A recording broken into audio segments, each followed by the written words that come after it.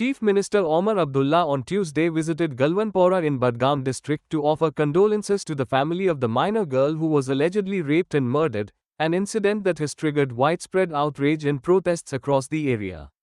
During his visit, the Chief Minister met the grieving family and assured them that the accused would face the strictest possible punishment under the law.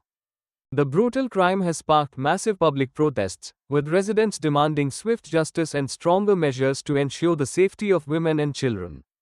Omar Abdullah expressed solidarity with the bereaved family and emphasized that the government would ensure a fair and time-bound investigation into the case. Umar साहब का जिसने यहाँ तशरीफ लाया हमारे पास, तो उसने बोला कि हम बराबर आपके गांव में शरीक है। तो हमने उसको रिक्वेस्ट की कि गांव में सब शरीक है, मगर आपसे हमें बहुत ज़्यादा उम्मीद भी है, आप यहाँ के सीएम हैं।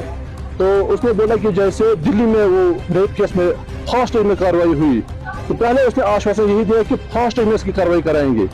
जितना हमारे पास है कानून यहाँ, तो हम बहुत ज़्यादा कोशिश करेंगे और एडमिनिस्ट्रेशन को मैं अभी से मुतहद करूंगा, यहाँ से निकल। उसने बोला आज से आप रिजल्ट देखोगे।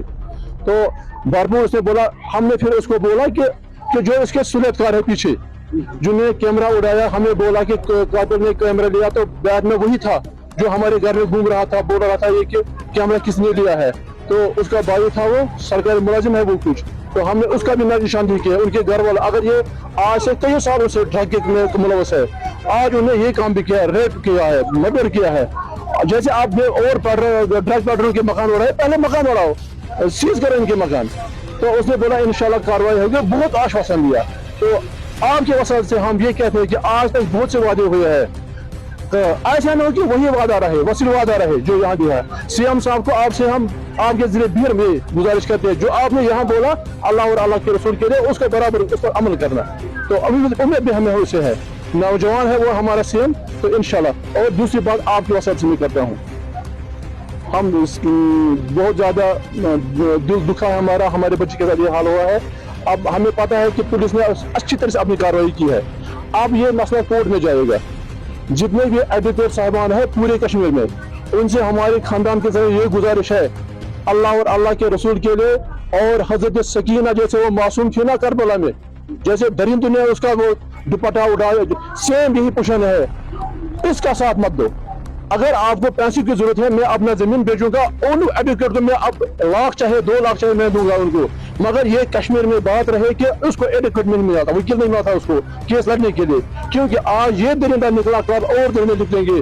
अब उनको पता होगा कि हमारे घर में ये बात नहीं होगी, हमारे बच्चे सेफ है।